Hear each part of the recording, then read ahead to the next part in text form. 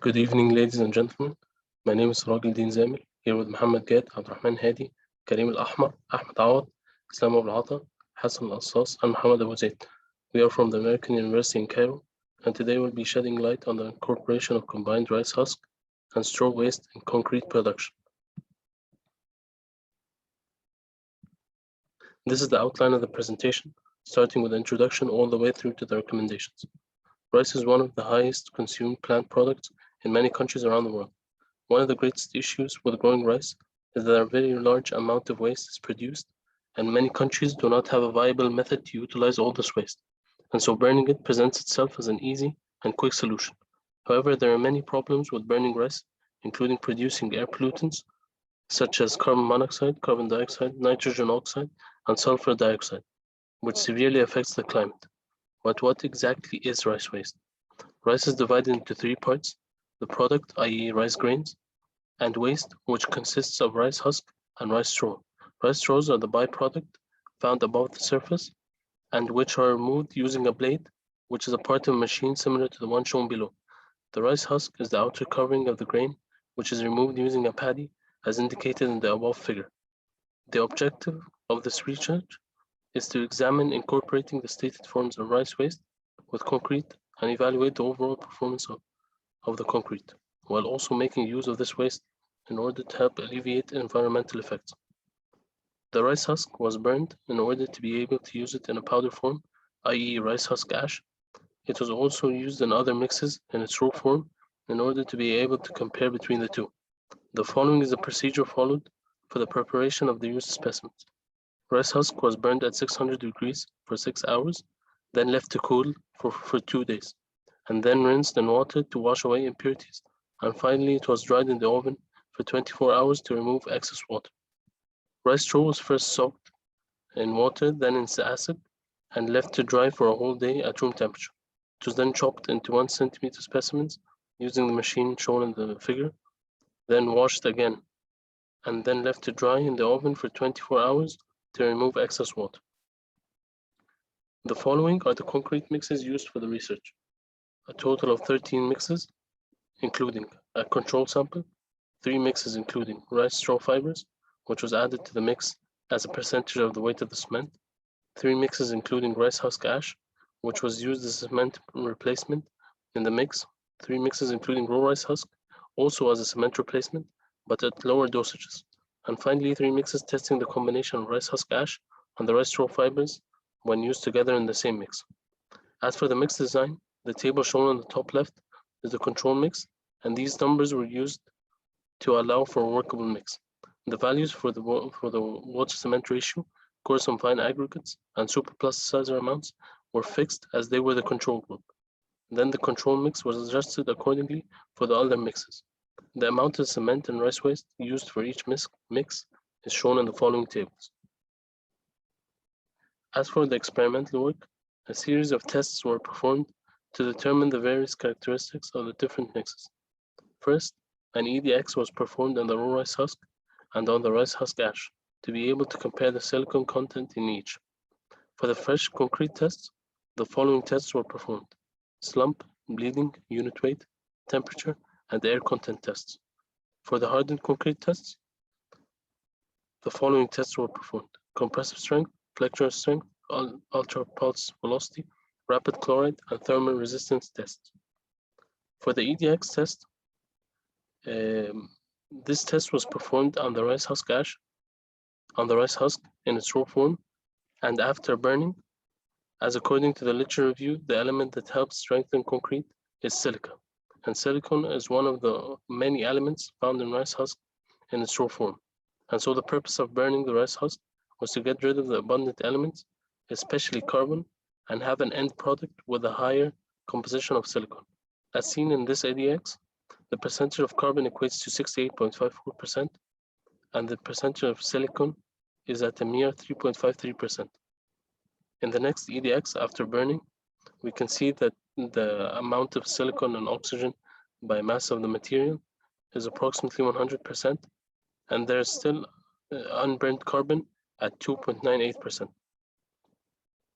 As stated before, one of the goals of this research is to help minimize the damage to the environment caused by burning rice waste.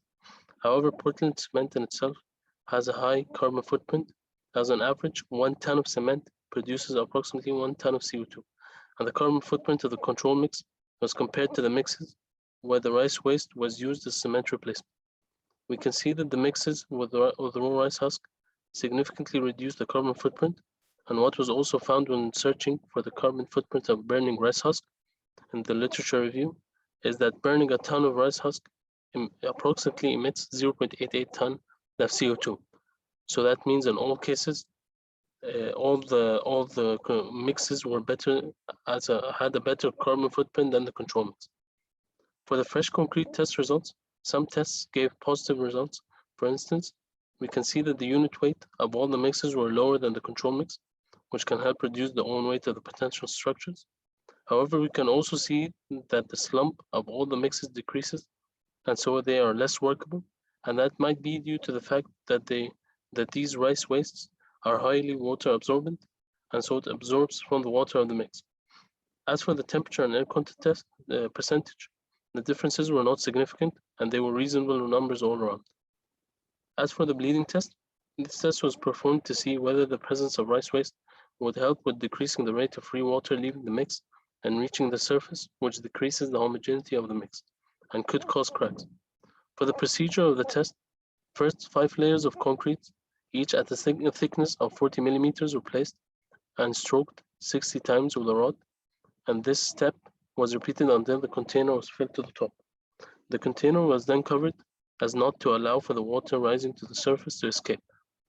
For the first 40 minutes, every 10 minutes, the water at the surface was pipetted and placed in a flask, and then this was repeated once every 40 minutes until the bleeding stopped. As shown in the graph, the mixes with the rice straw fibers increased the bleeding percentage, and the mixes with both the raw rice husk and the rice husk ash improved the bleeding percentage by decreasing. Especially the mixes with the rice husk ash, which showed a drop from 5.3% to around 2%.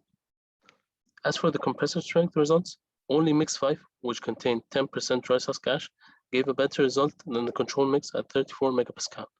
And mix number 8, which contained 3% raw rice husk, gave an equal result to the control mix. All the mixes containing the rice straw fibers and the rice husk ash and the mixes with the raw rice husk gave reasonable results. However, the mixes featuring the combination of rice husk ash and rice straw fibers showed a significant drop, going from 33 megapascal to 16 to 20 megapascal. For the flexural strength, mixes containing rice husk ash showed an improvement at all concentrations, and the mixes with rice straw fibers and raw rice husk gave reasonable results. But again, the three mixes with combined rice waste showed the worst results. The UPV test was performed to test the quality of the concrete mixes by measuring the velocity of an ultrasonic pulse passing through. Higher velocities values indicate an improvement to the continuity of the concrete and a low percentage of cracks and voids. All the mixes had a better result in the test than the control mix. When viewing previous research performed on mixes including raw rice husk, almost all the literature review indicated that the mixes showed negative results for rapid chloride permeability, which is not ideal. Our results showed that although the permeability did increase, and the control mix having a very low permeability rating, all the mixes with the raw rice husk had a low permeability rating. Hence, the mixes are still usable. The mixes containing rice straw fibers and those containing raw rice husk were tested to see whether utilizing them in the mix could improve its thermal resistance. This was done by fixating the temperature at 300 degrees and at a fixated time frame at 30 minutes. Then the percentage decrease in compressive strength and the percentage mass loss were observed. The mixes containing the rice straw fibers showed a significant decrease in compressive strength percentage, whereas the mixes containing raw rice husk showed a lower decrease than the control mix. This test was not performed for the other mixes, as we did not know whether it was safe to heat the mixes with the rice husk ash. To conclude, rice husk ash is a viable cement replacement as it gave similar results in the compressive strength test and better results in the flexural strength test. while also having a lower carbon footprint and better bleeding percentage. All the mixes showed an improvement in the quality of the concrete. Incorporating raw rice husk as a lightweight concrete could be an option, as it was marginally lower in unit weight and enhanced the thermal resistance and had reasonable results in the compressive strength. As for the recommendations, the thermal resistance test should be further tested at higher temperatures and for longer durations. Different dosages of rice waste should be tested to reach the ideal percentage concentration, utilizing the rice waste, the rice straw in a finer form, and comparing it to see at what size would it show better performance. The potential use of rice straw ash should be tested and compared with the rice husk ash. Finally, consider the use of carbon capturing devices such as scrubbers when burning the rice residue to further improve the carbon footprint of the mix. These are our references, and thank you.